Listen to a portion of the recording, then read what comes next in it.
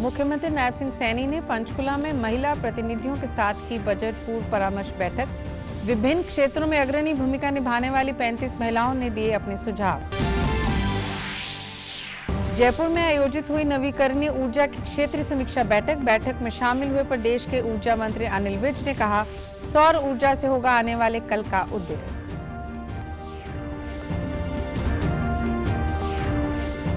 Recharge खत्म होने के बाद 90 दिनों तक एक्टिव रहेगा सिम कार्ड। ट्राई ने नए नियम किए जारी। नए नियम ग्राहकों को सिम कार्ड बार बार रिचार्ज करने से बचने और खर्च घटाने में करेंगे मदद। और पिहोवा में 29 जनवरी से 4 फरवरी तक मनाया जाएगा अंतर्राष्ट्रीय सरस्वती महोत्सव। हरियाणा सरस्वती विकास बोर्ड के उपाध्यक्ष धूमन सिंह किरमच व उपायुक्त नेहा सिंह ने अधिकारियों से तैयारियों का लिया जायजा। नमस्कार, मैं गीतू गुलाटी। अब समाचार विस्तार से। मुख्यमंत्री नायब सिंह सैनी ने पंचकुला में कल महिला प्रतिनिधियों के साथ पूर्व बजट परामर्श बैठक की। इस दौरान सीएम ने कहा कि उन्हें विश्वास है कि माता बहनों द्वारा दिए गए सुझाव आगामी बजट में महिलाओं को सशक्त और मजबूत बनाने में अहम भूमिका निभाएंगे। बजट परामर्श में विभिन्न क्षेत्रों में अग्रणी भूमिका निभाने वाली 35 महिलाओं ने भाग लिया और मुख्यमंत्री को अपने सुझाव दिए। इनमें आंगनवाड़ी कार्यकर्ता, स्वयं सहायता समूह, ड्रोन दीदी, लखपति दीदी, एनजीओ, प्रगतिशील महिला किसान और महिला उद्यमी शामिल थी। इसके अलावा स्वामी विवेकानंद जयंती पर नई दिल्ली में आयोजित प्रधानमंत्री के कार्यक्रम विकसित भारत यंग लीडर्स में भाग लेने वाली हरियाणा की युवतियों ने भी अपने सुझाव दिए। मुख्यमंत्री ने कहा कि प्रधानमंत्री ने देश के विकास में महिलाओं की भागीदारी सुनिश्चित करने और उन्हें नेतृत्व के अवसर प्रदान करने के लिए 2029 के लोकसभा और राज्य विधानसभाओं में महिलाओं के लिए 33% आरक्षण का प्रावधान किया है। हरियाणा सरकार का भी प्रयास है कि महिलाएं सशक्त और आत्मनिर्भर बने। इस उद्देश्य को हासिल करने के लिए राज्य सरकार द्वारा अनेक महत्वाकांक्षी कदम उठाए गए हैं। हमारी सेल्फ हेल्प ग्रुप की बहनें हैं, जो आदरणीय प्रधानमंत्री जी ने जो एक महिलाओं को सशक्त करने का अभियान मजबूती से छेड़ा हुआ है। हमारी लखपति दीदी उसके अंदर आई हैं। आज इन सब बहनों के बहुत अच्छे सुझाव आज इस प्री बजट कंसल्टेशंस के अंदर इन बहनों के आए हैं। हमें पूरा विश्वास है कि जो इनके सुझाव आए हैं वो बजट के अंदर समाहित होंगे। मुख्यमंत्री ने कहा कि एक समावेशी बजट की परिकल्पना को साकार करने के लिए राज्य सरकार द्वारा समाज के विभिन्न वर्गों से सुझाव आमंत्रित किए जा रहे हैं। पहली बार राज्य सरकार ने एक व्यवस्था आरंभ की है जिसमें प्रदेश का कोई भी व्यक्ति घर बैठकर भी ऑनलाइन माध्यम से बजट संबंधी सुझाव दे सकता है। इसके लिए एक समर्पित पोर्टल तैयार किया गया है। अब तक प्रदेश भर में विभिन्न वर्गों के प्रतिनिधियों के साथ आयोजित बजट पूर्व परामर्श में हजारों सुझाव प्राप्त हुए हैं।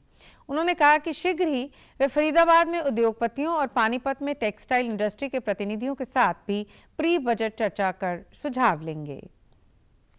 और भी आ रहे हैं जो पोर्टल के ऊपर लगभग सुझाव लोग दे रहे हैं।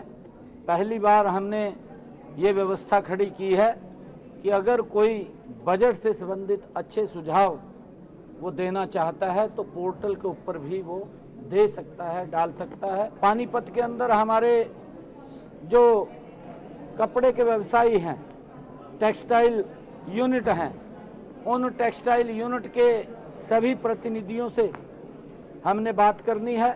गुरुग्राम के इंडस्ट्रियलिस्ट से बातचीत किया, सीए से बातचीत किया, फिर हमने हिसार के अंदर किसान एग्रीकल्चरिस्ट से बात किया, उनके सुझाव लिए।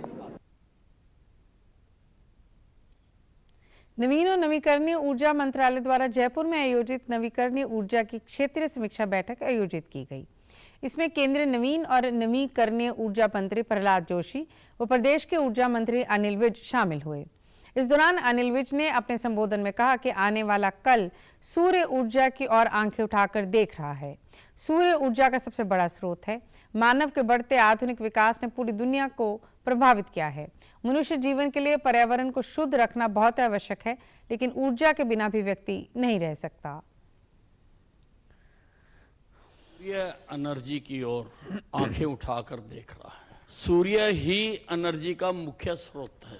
अग्नि, जल, वायु, धरती और आकाश 5 तत्वों से बनकर बना है और अपने इस सुंदर ग्लोब को हमने धूमिल भी कर लिया है, क्योंकि पर्यावरण को बचाने का जो काम होना चाहिए था, क्योंकि मनुष्य जीवन के लिए पर्यावरण को शुद्ध रखना बहुत आवश्यक है, लेकिन एनर्जी के बिना भी आदमी नहीं रह सकता, कारखाने नहीं चल सकते, गाड़ियां नहीं चल सकती, वो भी उतना ही आवश्यक है। आदरणीय प्रधानमंत्री नरेंद्र मोदी जी के मार्गदर्शन में सोलर एनर्जी की तरफ बढ़ना आरंभ किया है। प्रधानमंत्री नरेंद्र मोदी ने बीते 19 जनवरी को प्रसारित हुए मन की बात कार्यक्रम में स्टार्टअप का जिक्र करते हुए कहा कि ये खुशी की बात है कि देश में अंबाला व हिसार जैसे शहर भी स्टार्टअप के केंद्र बन रहे हैं। उन्होंने बताया कि स्टार्टअप कल्चर मात्र बड़े शहरों तक ही सीमित नहीं है। छोटे शहरों के स्टार्टअप में आधे से ज्यादा का नेतृत्व हमारी बेटियां कर रही हैं। अंबाला के उद्योगपतियों और स्वयं सहायता समूह से जुड़ी महिलाओं ने प्रधानमंत्री के इस उल्लेख पर आभार व्यक्त करते हुए कहा कि प्रदेश सरकार हरियाणा को एक अग्रणी स्टार्टअप हब के रूप में स्थापित करने के लिए प्रतिबद्ध है। प्रधानमंत्री के इस संबोधन से अंबाला के उद्यमियों में उत्साह और प्रेरणा का संचार हुआ है, जो देश में स्टार्टअप संस्कृति के विस्तार और विकास में महत्वपूर्ण भूमिका निभा रहे हैं। उन्होंने कहा कि मन की बात कार्यक्रम में अंबाला का नाम आने से हमें काफी गर्व है। प्रधानमंत्री द्वारा लोगों को आत्मनिर्भर बनाने के लिए विभिन्न योजनाएं चलाई गई हैं, जिनके सार्थक परिणाम भी सामने आ रहे हैं।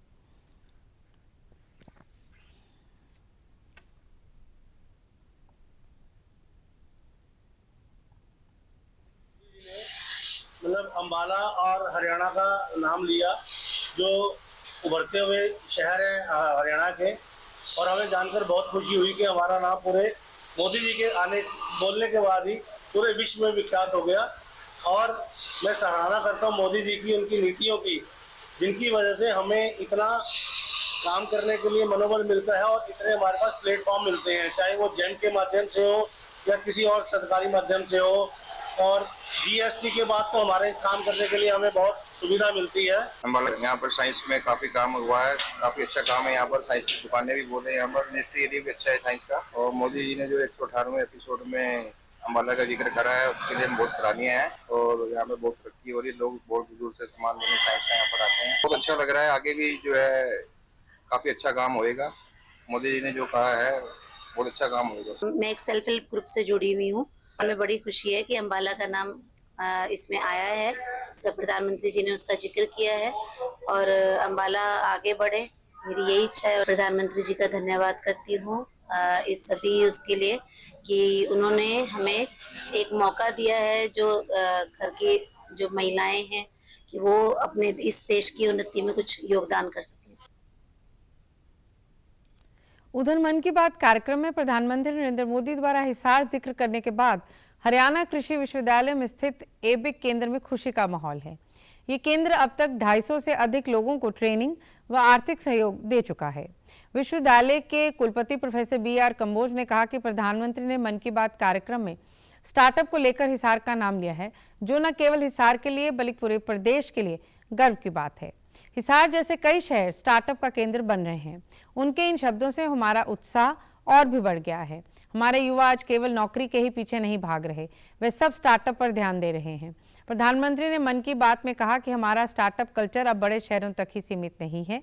पिछले 9 सालों में आधे से ज्यादा स्टार्टअप टियर 2 और टियर 3 शहरों में शुरू हुए हैं।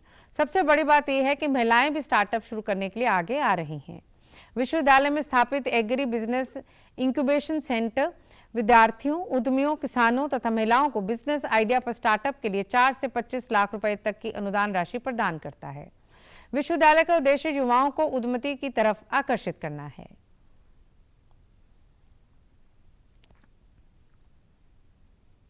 किसानों तथा महिलाओं को बिजनेस आइडिया पर स्टार्टअप्स के लिए 4 से 25 लाख रुपए तक का अनुदान, जो कि भारत सरकार की एक स्कीम है, उसके तहत प्रदान करता है। एबिक सेंटर 2019 में आरंभ हुआ था और अब तक 250 इनक्यूबेट्स को प्रशिक्षण व सहयोग दे चुका है। भारत सरकार द्वारा एबिक के माध्यम से 65 बेस्ट इंक्यूबेशन को स्टार्टअप करने के लिए 8 करोड़ रुपए से अधिक की ग्रांट दी जा चुकी है। इन सभी स्टार्टअप्स का अब तक 20 करोड़ रुपए का टर्नओवर है और करीब 1600 लोगों को रोजगार मुहैया कराया जा चुका है। युवा उद्यमी प्रवीण सिंधु ने बताया कि प्रधानमंत्री नरेंद्र मोदी ने मन की बात में हिसार के जिस स्टार्टअप केंद्र के बारे में बात की है उसी केंद्र से ही ट्रेनिंग की है।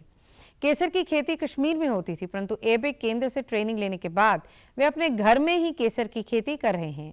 उन्होंने बताया कि वे अब तक 200 से अधिक लोगों को केसर की खेती की ट्रेनिंग दे चुके हैं। वहीं उद्यमी राजेंद्र सिंह ने बताया कि उन्होंने फसल को मंडी में लेकर जाने से पहले घर पर ही साफ करने की मशीन बनाई है। हमारे उद्यम में 10 से अधिक लोगों को रोजगार मिला हुआ है।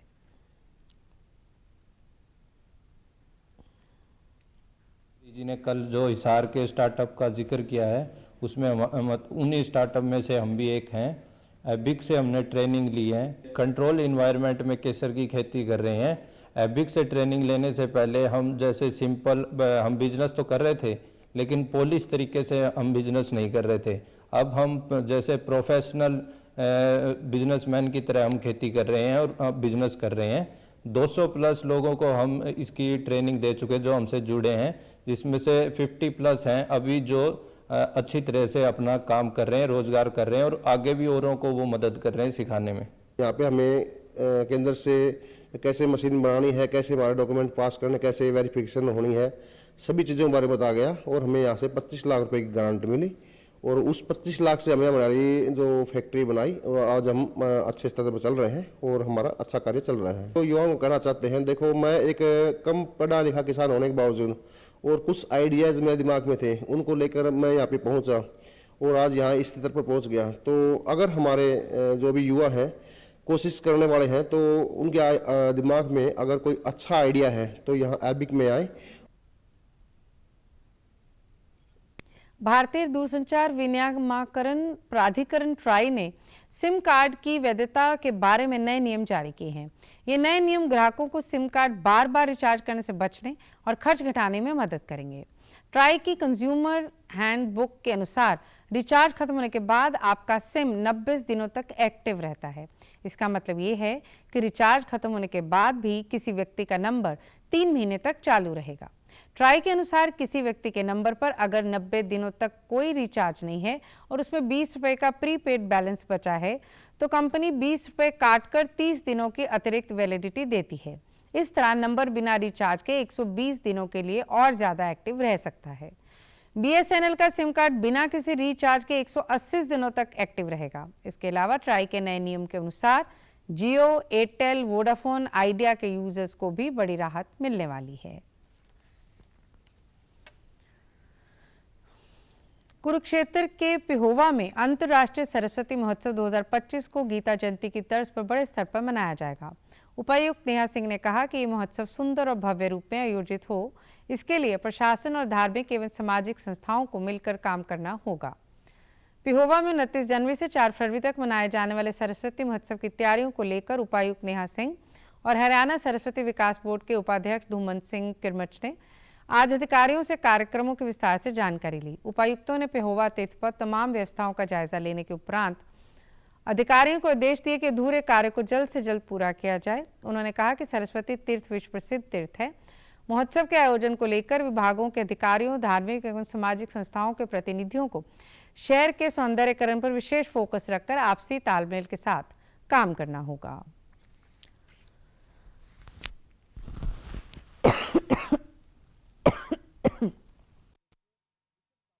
क्योंकि समय बहुत कम है, यहाँ पर जो प्रॉब्लम्स आ रही थी, चाहे वो इलेक्ट्रिसिटी का हो या वोटिंग का हो, सफाई का हो, तो उस मामले में कोऑर्डिनेशन में सभी विभाग एक साथ मिल करके, क्योंकि हम सब का काम है, सामाजिक संस्थाएं जो है वो भी आए, जो भी चाहे वो सफाई का हो, शहर की लाइटिंग का हो, सौंदर्यीकरण का हो, तो इसमें कैसे हम मिलजुल करके इस पूरे कार्यक्रम को सफल बनाए, इसलिए हम आज यहाँ पर इकट्ठा हुए। हमने अभी कुछ टाइम पहले गीता महोत्सव भी कराया था, तो उसी तर्ज पे, उसी स्तर पे हम कैसे इस महोत्सव को भी उतना ही ग्रैंड बनाए, उसी की तैयारी है और इसको बिल्कुल हम अच्छा करेंगे और आज से ही काम जो है, जो भी बचे हुए काम है, बिल्कुल स्पीड अप हो जाए। केंद्रीय भारी उद्योग एवं इस्पात मंत्री HD कुमारस्वामी ने कल मानेसर में international centre for automotive technology का दौरा किया। इस दौरान उन्होंने उत्कृष्टता केंद्र का शिलान्यास करते हुए उन्नत प्रयोगशालाओं, परीक्षण पंथों और अत्याधुनिक तकनीकों का अवलोकन भी किया। इसके उपरांत पत्रकारों से बातचीत में उन्होंने कहा कि ICAT संस्थान विकसित भारत की संकल्पना व ऑटोमेटिव उत्कृष्टता की दिशा में देश का प्रतिनिधित्व करता है। यहाँ की अत्याधुनिक सुविधाएं, जिसमें इसकी उन्नत प्रयोगशालाएं और परीक्षण अवसंरचना शामिल हैं, ऑटोमोटिव नवाचार में भारत की क्षमताओं का प्रमाण है। उन्होंने भारत को ऑटोमोटिव प्रौद्योगिकी में वैश्विक नेता के रूप में स्थापित करने के लिए बुनियादी ढांचे के निर्माण के प्रति अपनी प्रतिबद्धता दोहराई। केंद्रीय मंत्री ने कहा कि ICAT केवल एक परीक्षण और अनुसंधान सुविधा नहीं है, बल्कि ये देश में गतिशीलता के भविष्य को आगे बढ़ाने के लिए मंत्रालय और सरकार के साझा दृष्टिकोण को दर्शाता है। उन्होंने कहा कि भारतीय ऑटोमोटिव उद्योग देश के सकल घरेलू उत्पाद में 7% से अधिक का योगदान देता है और लाखों लोगों को रोजगार देता है। इसमें आने वाले वर्षों में और मजबूत वृद्धि की उम्मीद है। After testing the vehicle in every aspect, they will give ultimately certificate. Then only it will go to the market. How our ICAT is running here to save the life of the customer. What is the transparency they are actually implementing in the unit? All those things today I have discussed with our ICAT leaders. I have satisfied the work they are doing. Here, that is the purpose only. Here, this ICAT is working. Not only ICAT, another 3 testing agencies are there. Even now in PM eDrive latest issue also, we have allotted more than 780 crores to upgrade in several security measures. The satisfaction by looking all safety measures. Yamunanagar के गांव हाफिजपुर के मधुमक्खी पालक प्रगतिशील किसान सुभाष कंबोज को सरकार द्वारा 26 जनवरी को 76वें गणतंत्र दिवस पर आयोजित कार्यक्रम में शामिल होने का निमंत्रण मिला है। प्रगतिशील किसान सुभाष कंबोज 1996 से मधुमक्खी पालन के व्यवसाय में हैं। प्रधानमंत्री नरेंद्र मोदी ने मन की बात कार्यक्रम में भी देश के अन्य किसानों को भी सुभाष कंबोज की तरह ही वैज्ञानिक तरीके से प्रशिक्षण लेकर आर्थिक रूप से आत्मनिर्भर बनने के लिए प्रेरित किया था। उन्हें देश व प्रदेश के मंचों पर सम्मानित किया जा चुका है। सुभाष ने कहा कि उन्हें गणतंत्र दिवस समारोह का निमंत्रण मिलने पर काफी गौरवान्वित महसूस हो रहा है और वह इसके सरकार के आभारी हैं। उन्होंने बताया कि आज उनके पास 2000 से ज्यादा मधुमक्खी पालन के बॉक्स हैं। वे पूरे देश में शहद की बिक्री करते हैं। उन्होंने अब तक 1000 से ज्यादा लोगों को प्रशिक्षण देकर आत्मनिर्भर बनाया है। शुरू किया था, जो आज मैं इस लेवल पे हूँ कि ना सिर्फ अपने भी शहद मैं मधुमक्खियों से तैयार करवा रहा हूँ, बल्कि अब मैं दूसरे मधुमक्खी पालक हैं उनसे भी उस शहद को लेकर के उसकी मार्केटिंग करता हूँ। और मैं लगभग 1500 से 2000 बॉक्स मधुमक्खियों के मैं रखता हूँ। इनडायरेक्टली रोजगार बहुत सारे लोगों को मिलता है। जब हम कोई एंटरप्रेन्योरशिप एक काम करते हैं एंटरप्रेन्योर में, तो उससे आगे बहुत सारे लोगों को रोजगार मिलता चला जाता है। बहुत खुश हूँ इससे कि मुझे भारत सरकार से निमंत्रण मिला है 26 जनवरी की परेड देखने के लिए, जो कि हमें VIP गैलरी में बैठ करके प्रधानमंत्री के सामने वहाँ बैठ करके हमें ये सब देखने को मिलेगा। वहीं सुभाष कंबोज को केंद्र सरकार द्वारा गणतंत्र दिवस के कार्यक्रम में शामिल होने का निमंत्रण मिलने से स्थानीय लोग भी गर्व महसूस कर रहे हैं। उन्हें खुशी है कि सुभाष ने उनके क्षेत्र का नाम पूरे देश में रोशन किया है। जब हमारे बड़े भाई को प्रधानमंत्री नरेंद्र मोदी जी ने मन की बात में उनका नाम लिया और बहुत ही खुशी का विषय है। अपने छोटे गाँव को इतनी नाम दिलवाया, बहुत अच्छा लगता है सुनकर। और हम कभी बाहर जाते हैं ना, कभी किसी दूसरे स्टेट में या दूसरे गांव से, तो कोई पूछता कौन से गांव से आया, भाई हम हाफिजपुर से आए। अच्छा, जहाँ शहद वाले का गांव, तो बड़ा अच्छा सुनकर लगता है। और भगवान से प्रार्थना है कि हमारा बड़ा भाई दिन दुगनी रात चौगुनी तरक्की करे। सर को मेरी तरफ से बहुत बहुत कांग्रेचुलेशन जैसे वो एक अच्छा प्रोडक्ट जो है मार्केट में ला रहे हैं, और हम डाइटिशियन फैकल्टी अक्सर अपने सारे पेशेंट्स को या एक आम लोगों को ये एडवाइस करते हैं कि आप एक प्योर ऑर्गेनिक अच्छी फूड को लें ताकि हेल्थ अच्छी रहे। तो ये उनकी मिलके आगे बढ़ा रहे हैं उस चीज़ को, तो मैं भी इनके साथ हूँ हमेशा। और बहुत बहुत कॉन्ग्रेचुलेशन सर दोबारा से दिल्ली जाने के लिए। हरियाणा विद्यालय शिक्षा बोर्ड ने 10वीं व 12वीं की परीक्षा तारीखों में बदलाव किए हैं। 10वीं का 28 फरवरी को होने वाला हिंदी का पेपर अब 7 मार्च को आयोजित होगा। 5 मार्च को होने वाला सामाजिक विज्ञान पेपर 17 मार्च को होगा। बोर्ड द्वारा 7 मार्च का गणित का पेपर 28 फरवरी को करवाया जाएगा। ड्राइंग समेत सभी एडिशनल सब्जेक्ट का पेपर 17 मार्च की बजाय 5 मार्च को होगा। वहीं 12वीं का 15 मार्च को होने वाला पॉलिटिकल साइंस का पेपर 12 मार्च को होगा। अब 15 मार्च को केमिस्ट्री, अकाउंटेंसी व पब्लिक एडमिनिस्ट्रेशन का पेपर होगा। सोशियोलॉजी का पेपर 20 मार्च की बजाय 18 मार्च को होगा। 20 मार्च को गणित विषय का पेपर आयोजित होगा। हरियाणा योग आयोग के तत्वाधान में आज पलवल के नेताजी सुभाष चंद्र बोस स्टेडियम में सूर्य नमस्कार कार्यक्रम का आयोजन किया गया। जिला आयुष अधिकारी डॉक्टर संजीव कुमार ने बताया कि हर घर परिवार सूर्य नमस्कार कार्यक्रम का आयोजन जिला के सभी ब्लॉकों की व्यायाम शालाओं एवं सरकारी विद्यालयों में आयोजित किया जा रहा है। ये कार्यक्रम गत 12 जनवरी से 12 फरवरी 2025 तक मनाया जाएगा। इसका उद्देश्य योग के बारे में लोगों को जागरूक करना है। योग के माध्यम से शरीर को स्वस्थ रखा जा सकता है।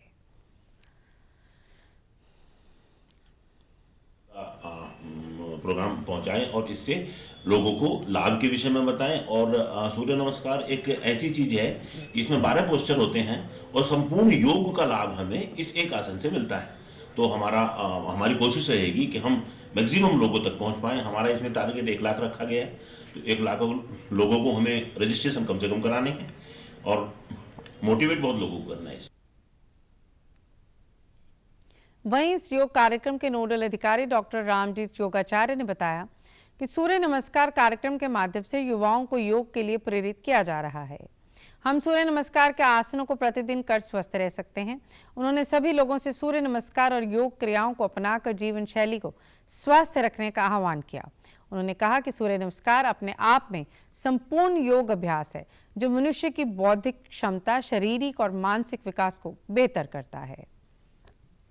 पूरी आयु जिएगा।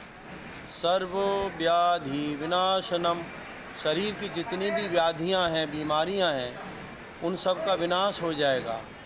सूर्य पादोदकम तीर्थम, सुबह नहाने के बाद सूर्य नारायण के चरणों में जो जल चढ़ाता है, जठरे धारयाम में हम उसकी जठराग्नि पाचक अग्नि हमेशा मजबूत बनी रहती है। इसके साथ ही कहा है आदित्यस्य नमस्कारान, जो सूर्य भगवान को रोज प्रणाम करता है, इन एक्सरसाइज के द्वारा ये कुर्वन्ति दिने दिने, जो प्रतिदिन सूर्य नमस्कार का अभ्यास करते हैं, आयु प्रज्ञा बलम वीर्यम, उनकी आयु बढ़ती है। सरकार कल नई दिल्ली में बेटी बचाओ बेटी पढ़ाओ योजना की 10वीं वर्षगांठ मनाएगी, जो बालिकाओं की सुरक्षा, शिक्षा, सशक्तिकरण के लिए किए जा रहे अथक प्रयासों का 1 दशक पूरा होने का प्रतीक है। महिला और बाल विकास मंत्रालय ने कहा कि इस कार्यक्रम में सशस्त्र बलों, अर्धसैनिक बलों, दिल्ली पुलिस की महिलाओं, अधिकारियों, छात्राओं और आंगनबाड़ी कार्यकर्ता भाग लेंगी। मंत्रालय के अनुसार इस कार्यक्रम की 10वीं वर्षगांठ कल से 8 मार्च तक मनाई जाएगी।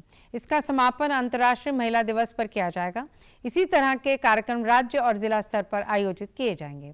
प्रधानमंत्री नरेंद्र मोदी ने देश में लैंगिक असंतुलन और घटने वाले बाल लिंग अनुपात के गंभीर मुद्दे पर प्रतिक्रिया के रूप में 22 जनवरी 2015 को प्रदेश के पानीपत में बेटी बचाओ बेटी पढ़ाओ योजना की शुरुआत की थी। प्रधानमंत्री नरेंद्र मोदी ने आकाशवाणी से प्रसारित मन की बात कार्यक्रम की एक कड़ी में देश की प्राचीन लकड़ी से खिलौने बनाने की कला एटिकोपाका का जिक्र किया। उन्होंने बताया कि किसी समय ये कला बहुत प्रचलित थी, जो समय के साथ लुप्त होने की कगार पर पहुंच गई। पीएम ने सीबी राजू द्वारा देश की इस प्राचीन कला को बचाने के लिए किए गए प्रयासों की प्रशंसा की। सीबी राजू ने बताया कि प्रधानमंत्री द्वारा मन की बात कार्यक्रम के दौरान एटिकोपाका कला का जिक्र करने के बाद इसके बारे में देश दुनिया में लोगों का ध्यान आकर्षित हुआ और आज फिर से जीवंत हो उठी है।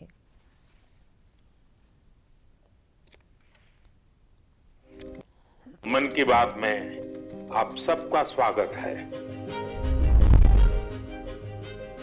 My elder generation, he asked us to find some possibilities to sustain this craft longer. Its ancestry is 600 years. If the craft dies, the tradition vanished. This impacted on 160 households of this community, which lost their livelihood. Even I am not a craftsman, but art and craft known me. Etikoppaka toys एक समय में बहुत प्रचलित थे। CV Raju ने एटिकोपाका toys के लिए अब अपने गांव के कारीगरों के साथ मिलकर नया मूवमेंट शुरू कर दिया है। बेहतरीन क्वालिटी के टॉयज बनाकर सीवी राजू ने स्थानीय खिलौनों की खोई हुई गरिमा को वापस ला दिया है। After Prime Minister Modi ji talked about Etikopaka, the program of Man Ki Baat, every citizen or every craftsman and artist started focusing on Etikopaka. Man Ki Baat is a message spread all over, taking the prominence of Etikopaka to every corner in the world. I got astonished because of the insight of our Prime Minister Modi ji. Within 6 months, the artisans community, they got confident. Etikopaka turnwood like a craft is going to reach so many heights, maintaining the quality and the safety.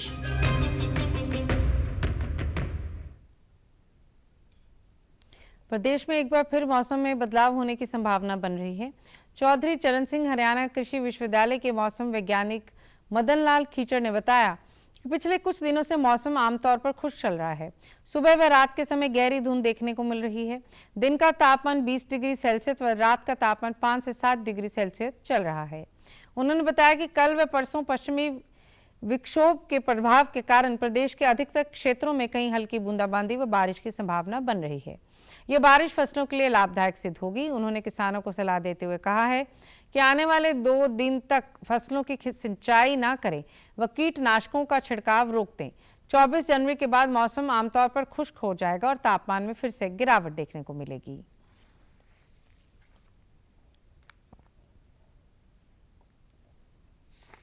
सुबह और शाम के समय धुंध की संभावना बनी रहती है और अभी भी तापमान जो है 20 और 21 डिग्री के सेल्सियस के दिन का तापमान है और रात्रि तापमान 5 से 7 डिग्री चल रहा है।